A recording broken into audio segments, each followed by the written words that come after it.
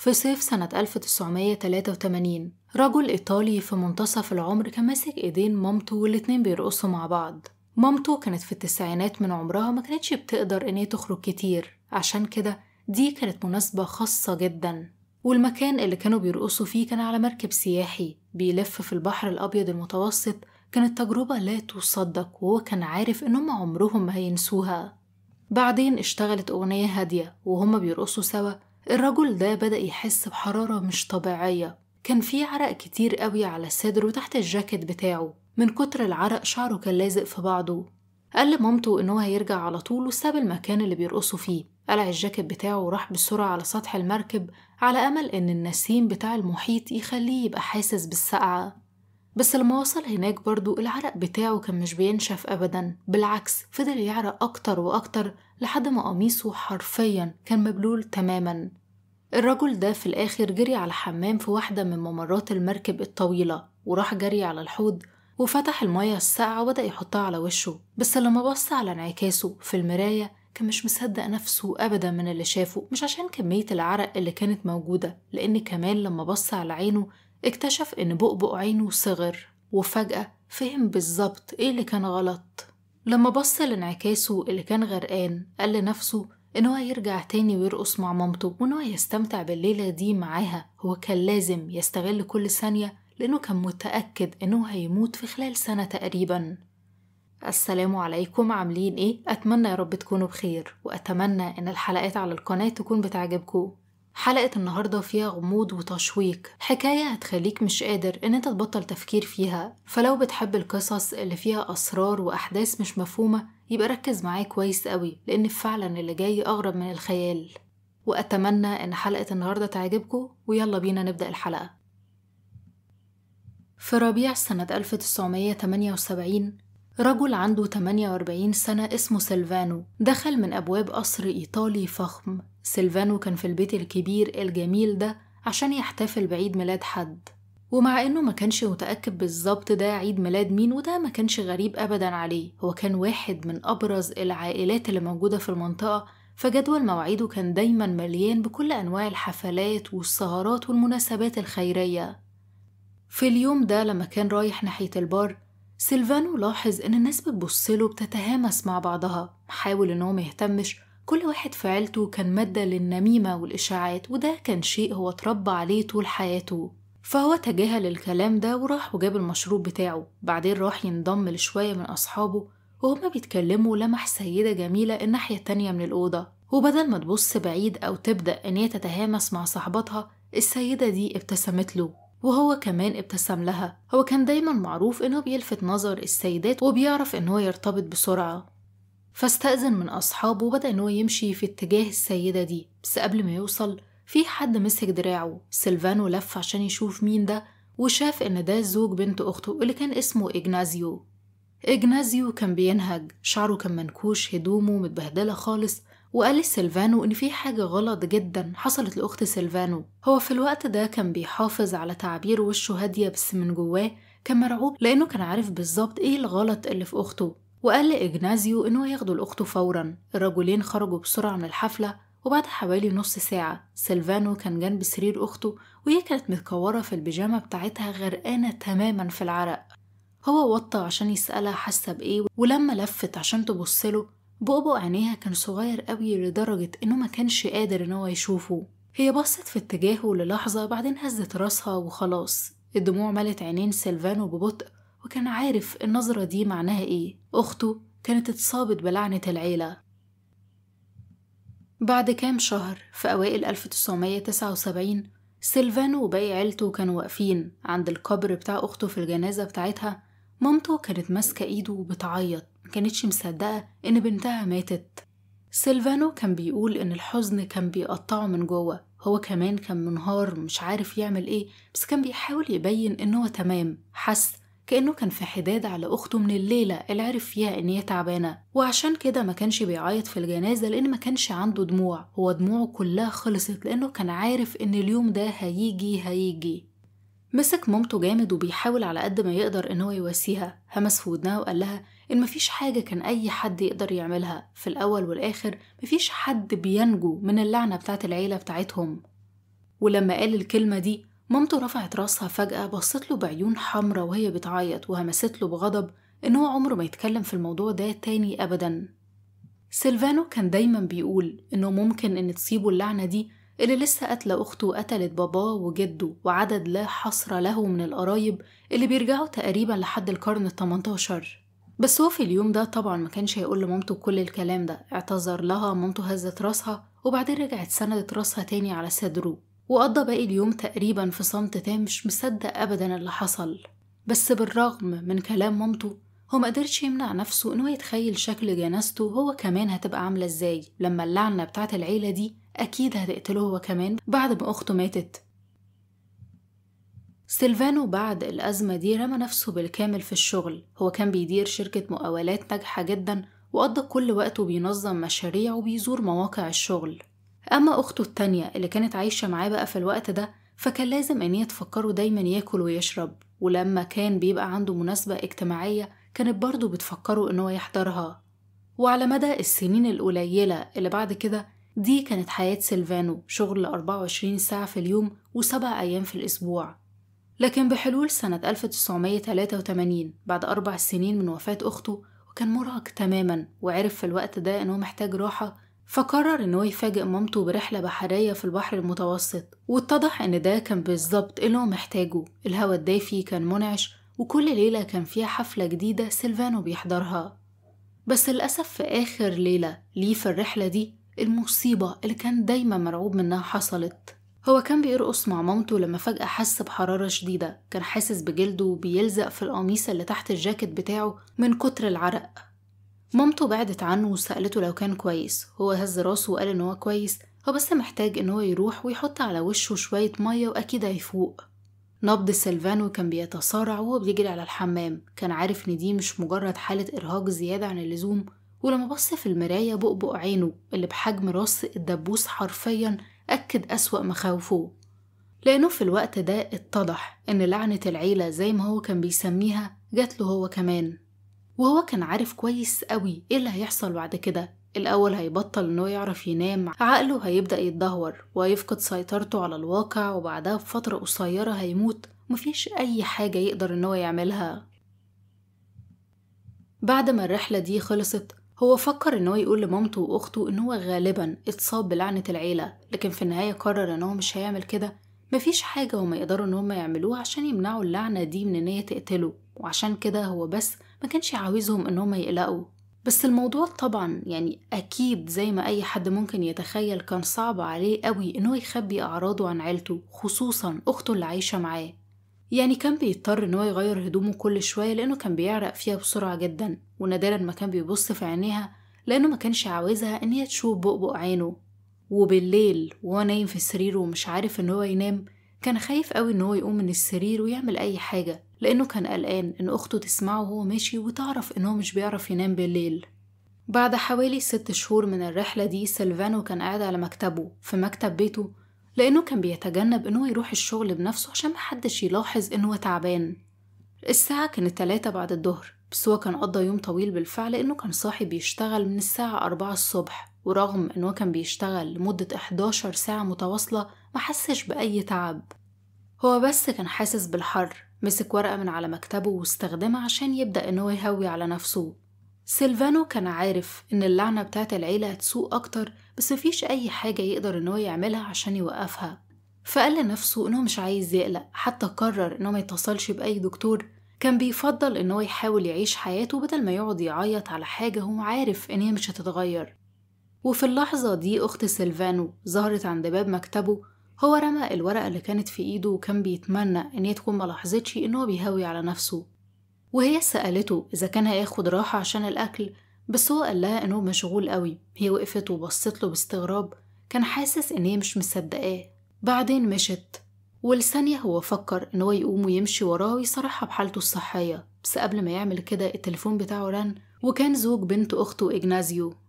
سألوا إذا كان هيجي يتعشى معاهم الليلة دي. سيلفانو ما كانش عنده أي خطة تانية فقال له ماشي أكيد. قفل التليفون وزق كومة الورق على جنب، وبعدين قام وكان غرقان في هدومه، فكان محتاج إنه يستحمى ويغير الهدوم.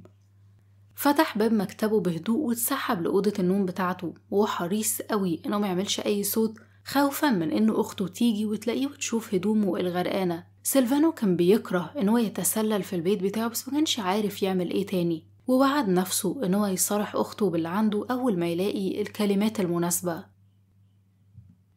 في مساء اليوم ده سيلفانو وصل البيت بتاع إجنازيو وبنت أخته، وكان لابس لبس شيك قوي في اليوم ده. سلم على كل الموجودين، كان بيحافظ على ابتسامته على وشه، بس هو بيعمل كده كان قلقان إن هما يشوفوا قد إيه هو عرقان.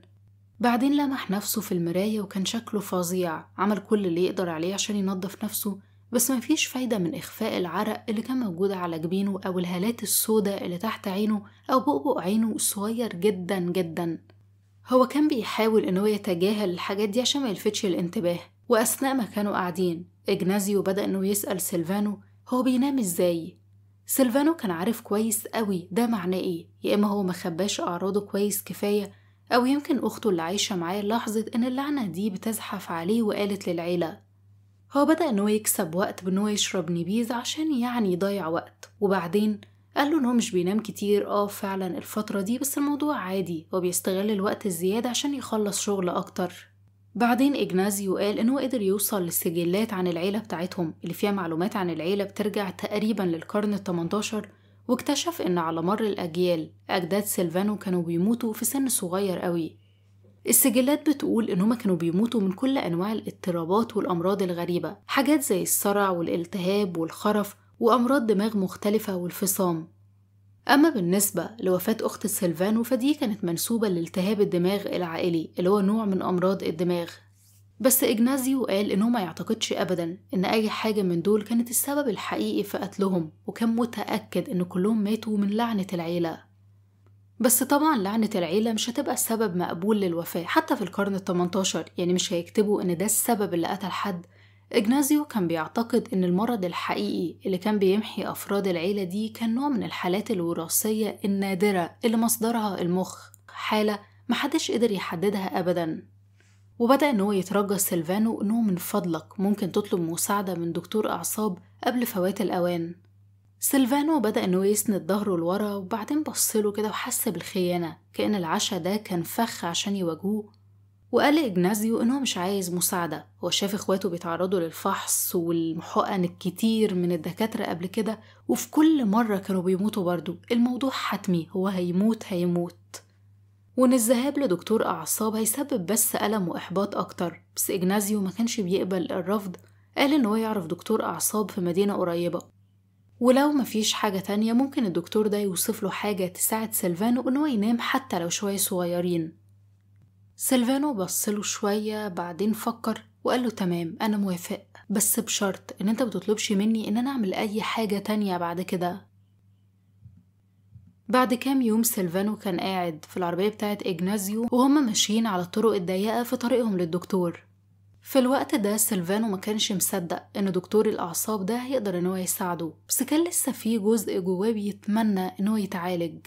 الاتنين وصلوا عند عيادة دكتور الأعصاب، ركنوا ودخلوا، وهما بيسجلوا عند موظفة الاستقبال سيلفانو حس إن باقي المرضى في أوضة الانتظار بيراقبوه، وكالعادة هو حاول يتجاهل نظراتهم الفضولية، بس دلوقتي كان أصعب عليه إنه يعمل كده. لعنة عيلته ومسار الوفيات المبكرة اللي سابت وراها سر معلن في المجتمع ده، كان حاسس بيهم إنهم بيقيموه عشان يشوفوا إذا كان ممكن يكون بيعاني من اللعنة دي هو كمان ولا لأ.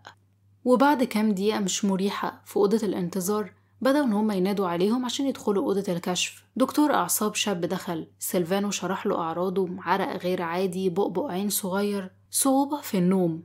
وهو بيشرح كل الكلام ده كان على أعصابه وبيتفرج على دكتور الأعصاب وهو بيفكر. الدكتور قال إن هو مش متأكد من حكاية العرق وحجم بؤبؤ العين، بس قلة النوم ممكن تكون نتيجة للقلق أو الاكتئاب.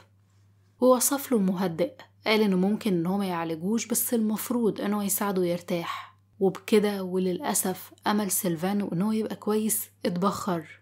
هو كان عارف إن الميعاد ده مش هيبقى ليه لازمة، حس بخيبة أمل وقام وشكر الدكتور.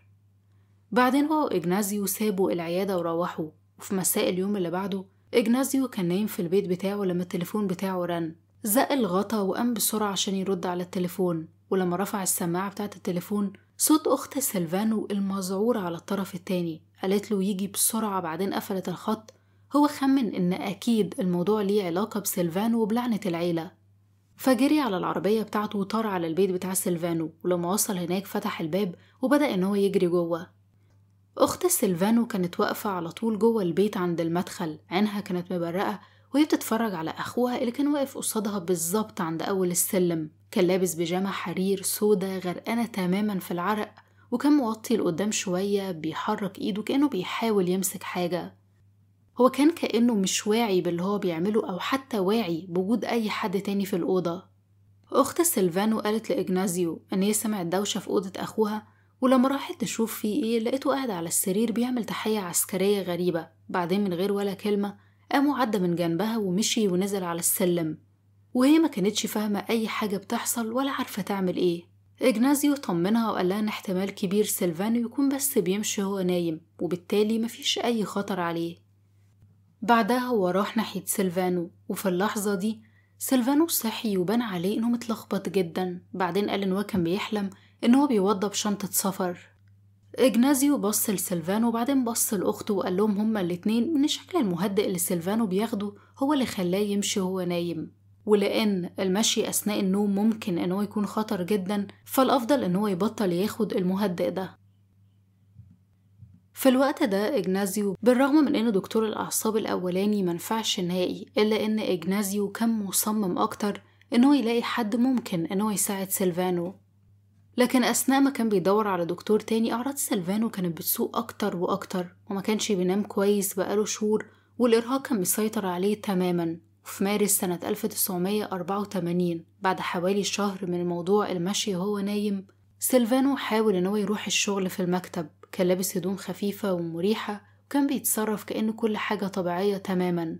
بس لما واحد من موظفينه سأله سؤال بسيط جدا كان كأن مخه مش قادر إنه يستوعب السؤال، وعشان كده هو حرفيا معرفش يجاوب. وبعدين لما حاول بس يمضي اسمه على ورقة، إيده كانت بترتعش لدرجة إن إمضته كانت شكلها إن هي غلط خالص. وكم مرة حاول إنه يتكلم مع زمايله والكلام طلع متلجلج ومش مفهوم خالص. سيلفانو عرف إنه مش هيقدر إنه يكمل الشغل بتاعه، وعلى قد ما كان مش عايز إنه يسيب شغله وعايز إنه يتمسك بحياته الطبيعية، وكان عارف في الوقت ده إن خلاص حياته الطبيعية انتهت. فعشان كده دخل مكتب مدير وقدم استقالته، وهو بيلم حاجته كان لازم إنه يواجه الحقائق. هو كان بيموت، وده بجد شيء يوجع القلب إنه عارف إنه هيموت بنفس المرض اللي كان بيقتل عيلته من قرون. سيلفانو غير رأيه في حاجة واحدة، هو كان عارف إنه هيموت بس ما كانش عايز يستنى الموت وخلاص. بدلا من كده هو كان عايز يعمل كل اللي يقدر عليه عشان يحاول يعرف أكتر عن مرضه، ويمكن بكده يقدر إنه يمنع أفراد تانيين من عيلته إنه ما يتصابوا بلعنة العيلة دي. سيلفانو كان بيكره فكرة إنه يشوف دكتور تاني، بس دلوقتي هو محتاج واحد. فعشان كده هو روح البيت بعد الظهر وكلم إجنازيو، ولحسن حظ سيلفانو إنه قال له إنه فعلا لقى دكتور أعصاب مثالي. وتاني يوم الصبح خبير نوم مشهور قوي اسمه دكتور إليو رحب بالاتنين في معهد الأعصاب بالجامعة. دكتور إليو سلم الأول على إجنازيو وبعدين راح عشان يسلم على سيلفانو، لكن سيلفانو لثانية واحدة فضل واقف مش عارف المفروض يعمل ايه. بعدين فجأة فاق ومد ايده وسلم على الدكتور. بعد كده هو خدهم في ممر طويل ودخلهم المكتب بتاعه. قعد على مكتب كبير منظم. بعدين بصوت هادي ومخيف بشكل غريب سألهم ايه اللي هيحصل. سيلفانو قال له إنه هيموت وإنه عارف بالظبط ده هيحصل إزاي. قال إنه حاليا بيواجه صعوبة في النوم، بس لسه بينام يمكن 2 أو 3 كل ليلة، لكن في النهاية هو عارف إنه هيبطل ينام خالص، وبعدين هيبدأ إنه يشوف هلاوس، وفي الآخر الإرهاق هيموته. شرح إن مرض سيلفانو ده وراثي في العيلة بتاعته، 2 من إخواته ماتوا بسبب الحالة دي، وكمان باباه وجده وأجداده اللي بيرجعوا لأكتر من قرنين برضو ماتوا بنفس المرض. الدكتور كان بيبصله بتركيز. هو كان بيدرس النوم لأكتر من 20 سنة وعمره ما سمع عن أي حالة زي دي، بس كان واثق جدا في قدراته كأخصائي نوم إنه هيلاقي العلاج. وعشان كده طمن سيلفانو، لكن سيلفانو هز راسه وقال له إن لأ، مفيش أي علاج للمرض ده. ورغم إنه كان عارف إن مصيره خلاص اتكتب، هو كان عايز إنه يحاول إنه يساعد عيلته بأفضل شكل ممكن. فطلب منه إن هو يدرسه لحد ما يموت، وحتى بعد ما يموت ياخد المخ بتاعه ويدرسه ويحاول يعرف إيه هي اللعنة دي بالظبط. الدكتور ده كان بيبصلهم باستغراب، بعدين بصله وقال له إن هو موافق، وقال لسيلفانو يروح بيته ويوضب كل حاجة محتاجة عشان يعيش في معهد الأعصاب، بعدين يرجع بالليل. وبعد ما الاتنين مشوا، الدكتور وفريقه جهزوا أوضة المراقبة في المعمل اللي سيلفانو هيعيش فيه. الأوضة كانت صغيرة وعادية، وفيها سرير فيه ركن وكاميرا فيديو في الركن التاني. الكاميرا بتاعة الفيديو هتسمح للدكاترة إنهم يسجلوا كل حركة لسيلفانو، على أمل إن ده يخليهم يفهموا مرضه إيه بالظبط، مين عارف يمكن حتى يقدروا إنهم يعالجوه. سيلفانو رجع بالليل وهو شايل شنطة هدومه وأدوات النظافة بتاعته. كان بيبص للمبنى اللي قدامه، أدرك إن ده المكان اللي تقريبا هيموت فيه. الدكتور قابله عند الباب ووداه لأوضة المراقبة اللي هيقعد فيها. سيلفانو قعد على السرير، وفريق من الأعصاب بدأ إن هما يوصلوه بكل أنواع أجهزة المراقبة. حساس حوالين دراعه بيقيس ضغط دمه، وشريط رفيع على دراعه التاني بيتابع درجة حرارة جسمه. قطعة بلاستيك متثبتة على صباعه بتعد نبضاته. وأخيرا بدأوا إن هما يطلعوا حاجة شبه طاقية ضيقة ومطاطة، وقال لسيلفانو يلبسها. شكلها كانت شبه البونيه بتاع السباحة، بس كانت متغطية بحساسات دائرية سودة صغيرة وأسلاك. سيلفانو لبسها، وفي قطعتين قماش كانوا نازلين على جانبين وشه، والدكتور بدأ إن هو يقفل القماش ده لحد دقنه. شرح له إن هو لابس طاقية حساسات كهربائية، هي موجودة عشان تتابع وتسجل الإشارات الكهربية الموجودة في مخ سيلفانو، وإن هو بيأمل إن ده يديله فكرة عن سبب عدم قدرته على النوم. الدكتور قال لسيلفانو إنه هيراقبه باستمرار وهيتابع علاماته الحيوية، وبعدين لف ومشي، وسيلفانو بقى لوحده تماما في أوضة نومه الجديدة دي. بدأ إن هو يغمض عينه، جهاز مراقبة الأكسجين كان بيضغط على صباعه، وطاقية الحساسات الكهربية كانت بتضغط عليه. كان حاسس إن هو مش مرتاح، خصوصا وهو عارف إن في كاميرا بتراقبه، بس ده ما كانش فارق سواء كان هنا أو في البيت، وما كانش فاكر إن هو يعرف ينام. وفضل باصص لسقف الأوضة، بس كل ما كان بيبص أكتر رؤيته بقت مشوشة أكتر. بعدين الأشكال اللي بتبان عشوائية على السقف بدأت تتحول وتتشكل لأشكال ووشوش. سيلفانو كان عارف إنه بيهلوس، ودي حاجة بتيجي للأسف مع لعنة العيلة، بس ما قدرش إنه يعمل أي حاجة تانية بخصوصها، فقرر إنه يستمتع بالعرض اللي شايفه على السقف وخلاص. من برا الأوضة الفريق الطبي كان بيتفرجوا على شاشة بتعرض بيانات من أجهزة المراقبة بتاعت سيلفانو. على الشاشة مجموعة من الخطوط كانت بتطلع وتنزل وتثبت على حسب الإشارات الكهربية في مخ سيلفانو. الدكتور فضل باصص للشاشة وبيتلخبط أكتر وأكتر. البيانات اللي في مخه ما كانتش شبه أي حاجة وشافها قبل كده. الناس عادة بيكون عندهم نمط كهربي واحد لما بيكونوا صاحيين، ونمط تاني مختلف تماما لما بيكونوا نايمين، بس نتائج سيلفانو ما كانتش مطابقة ولا لده ولا لده. هو كان في حالة بين البنين، لا هو صاحي ولا حتى نايم. فضل يتفرج من الشباك وشاف سيلفانو بيحرك دراعاته لفوق ولتحت فوق راسه. كان شكله كأنه بيعمل حركات تمشيط شعر، بس إيده كانت فاضية وراسه كمان كانت متغطية تماما بالأسلاك. وأيا كان اللي بيحصل ده ما كانش يبين إنه ماشي أثناء النوم.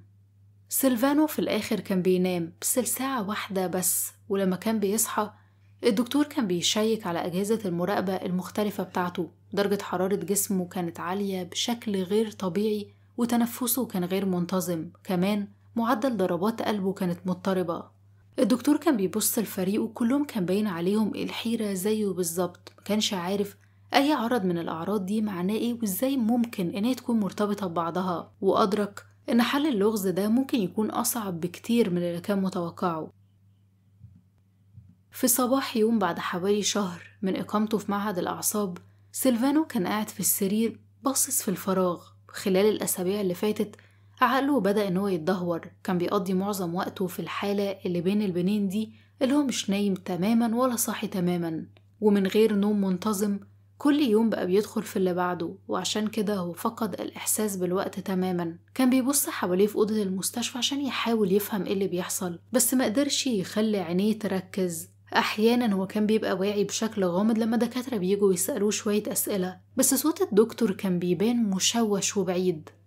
وفي صباح يوم هو قاعد باصص في لا شيء كده، سيلفانو بدأ فعلا إنه يحس بالتعب. ومجرد ما افتكر إنه أخيرا هياخد شوية نوم، راسه انتفضت لفوق على طول، بعدين حس بالتعب وبدأ إن هو ينام، بس تاني راسه برضه انتفضت لفوق كأن جسمه بيرفض بشكل فعال إن هو ينام. ومن الإحباط زق نفسه عشان يقوم من السرير بدراعته الضعيفة المرتعشة. بدأ إن هو يجر رجله في الأوضة من غير ما يبقى عارف هو بيحاول يروح فين أو يعمل إيه. الموضوع كان بياخد كل قوته عشان يحط رجل قدام التانية، بس ده كان أحسن من محاولة النوم من غير فايدة. والدكتور كان بيتفرج عليه وهو بيمشي في الأوضة، وقرر إن هو لازم يعمل حاجة عشان يساعده. دخل الأوضة وبهدوء رجعه لسريره، وبعد ما قعد اداله حقنة مهدئة. وبمجرد ما عمل كده نبض سيلفانو وضغط دمه انخفضوا بشكل حاد، هو تقريبا بطل تنفس. طبعا معدة الدكتور اتقلبت تماما، اتضح ان المهدئات دي دخلته في غيبوبة، وهو مرعوب اداله أدوية أكتر عشان يبطل مفعول المهدئ. والأدوية دي فعلا طلعت سيلفانو من الغيبوبة ورجعته لحالة شبه الغفوة اللي كان فيها. طبعا الدكاترة في الوقت ده ما كانوش عارفين يعملوا ايه. سيلفانو كان دايما بيقول ان مفيش علاج للعنة العيلة دي، بس كل الدكاترة بما فيهم بقى دكتور إليو الدكتور المختص بقى في الحالة دي كان عايز يثبت ان هو غلطان. لكن دلوقتي وبعد شهر من مراقبة سيلفانو الدكتور لسه ما قدرش ان هو يديله تشخيص سليم، فما بالك بان هو يساعده ان هو يتحسن. هو في الوقت ده فعلا بدأ يحس بالعجز، وبعد شهر تاني الدكتور كان قاعد جنب سرير سيلفانو في الوقت ده نقدر نقول ان هو كان في شبه غيبوبة، يعني مش واعي بأي حاجة حواليه. بس فجأة بدأ إنه يصرخ بأعلى صوته. الموضوع كان كأن كل الألم والإحباط بتاع سيلفانو المكبوت بيطلع أخيرا، والأسوأ إن دي كانت آخر شوية طاقة باقية عنده. في خلال الأسابيع القليلة اللي بعدها دكتور إليو كان بيتفرج على سيلفانو، هو بيبقى أقل وعيا بالعالم اللي حواليه، بطل ياكل، بطل يتحرك، بطل يعمل أي حاجة. وعشان كده الدكتور وكل الفريق بتاعه كانوا متأكدين إن للأسف سيلفانو بيموت ومفيش أي حاجة يقدروا إن هم يعملوها عشان ينقذوه. وللأسف سيلفانو فعلا توفى في أوضة المراقبة في المعمل، وزي ما توقع بالظبط هو مات بعد 9 شهور من الليلة اللي كانت على السفينة السياحية، لما لاحظ لأول مرة لما كان مع مامته أعراض لعنة العيلة إن هي بتتطور.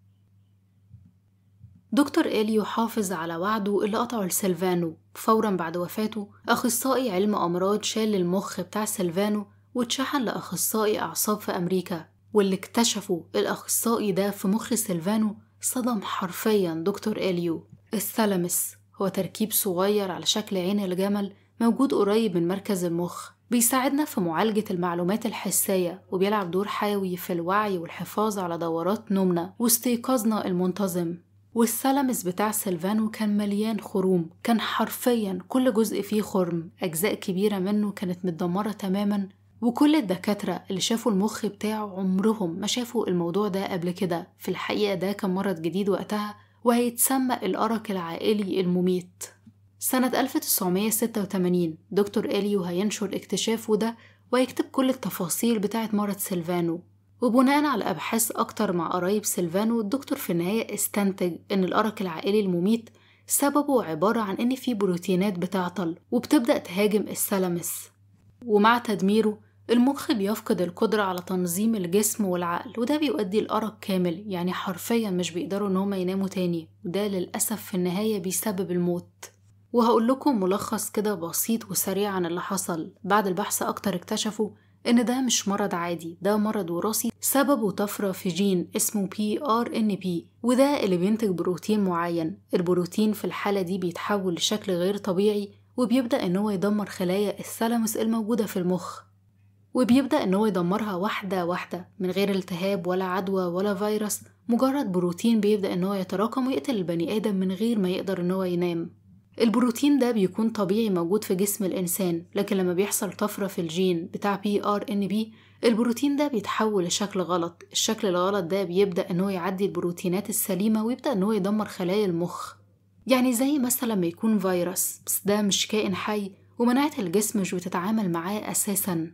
الباحثين بقى حاولوا إنهم يعالجوا المرض ده بإنهم يجربوا أدوية تبطئ تراكم البروتين، وجربوا إنهم يعزلوا المريض في غرف مظلمة، وكانوا كمان بيحاولوا إنهم يجبروا الجهاز العصبي عشان ينام. لكن للأسف ولا حاجة من الحاجات دي نجحت في وقف تقدم المرض. كل المحاولات كان بتحسن فعلا الأعراض مؤقتا، لكن ما كانتش بتنقذ الحياة. وفي حاليا أبحاث ماشية على العلاج الجيني. لو قدروا إنهم يعدلوا الجين قبل ما يسبب التحول الغلط للبروتين ممكن المرض ده يتعالج. وبرضه بيعملوا أبحاث على أدوية تمنع تحويل البروتين السليم ده للنوع المعيوب، بس ده لسه في مرحلة التجارب المعملية. والبحث الثالث هو اكتشاف حالات مبكرة من خلال فحص الجينات. وبعض الناس اللي عندهم الجين بيعيشوا سنين من غير ما يظهر المرض. في ناس بدأت إن هي تختار إن هي تعمل فحص جيني وقائي، خصوصا لو في حد في العيلة أصيب بالمرض قبل كده. المهم نرجع بقى لحلقتنا. فرصة إن الشخص العادي يصاب بالأرق المميت هي حوالي 1 في المليون، بس في عيلة سيلفانو وكون إن المرض ده بيتنقل وراثيا عبر الأجيال الفرصة كانت 1 من 2. وفي سنة 1986 سيلفانو وقرايبه كانوا الأشخاص الوحيدين المعروفين اللي بيعانوا من الأرق العائلي المميت في العالم. وفي السنين اللي بعدها الباحثين لقوا حوالي 50 عيلة تانية عندهم نفس الاضطراب، وحاليا للأسف مفيش أي علاجات فعالة للأرق العائلي المميت. يعني هو بالنسبة لأي عيلة بتصاب بيه هو حكم بالإعدام. بس الدكاترة لسه مستمرة في البحث في المرض على أمل إنهم في يوم من الأيام يقدروا إنهم يلاقوا علاج. وفي الآخر بتفضل قصة سيلفانو مثال مرعب لإنسان بيواجه نهايته هو صاحي طول الوقت من غير نوم ومن غير راحة. مرض نادر جدا ملوش أي علاج، بيهدد العيلة كلها جيل ورا جيل. بس رغم ده سيلفانو كان عنده الشجاعة إنه يخلي قصته تبقى مفتاح لاكتشاف علمي، يمكن إنه في المستقبل يقدر يحقق الحلم بتاعه وإنه ينقذ الناس. دي طبعا كانت واحدة من أغرب وأقصى الحالات الطبية اللي شافها الطب الحديث. الحلقة دي كانت صعبة جدا، يعني بالرغم من ان انا قبل ما اكتب الحلقة عارفة ان المرض ده ملوش اي علاج وانه هيموت، بس كل ما كان بيروح لأي دكتور وخصوصا دكتور إليو لما كان بيقوله ان هو هيلاقي علاج كنت بتمنى فعلا ان ده يحصل وان هو يلاقي علاج وما يموتش. بس للأسف ده مصيره وعمره ما يقدر انه يهرب منه.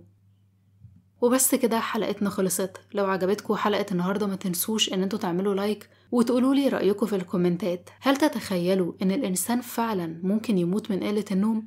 واستنوني في الحلقة الجاية مع حالة من اغرب الحالات اللي حصلت تقريبا في العالم كله.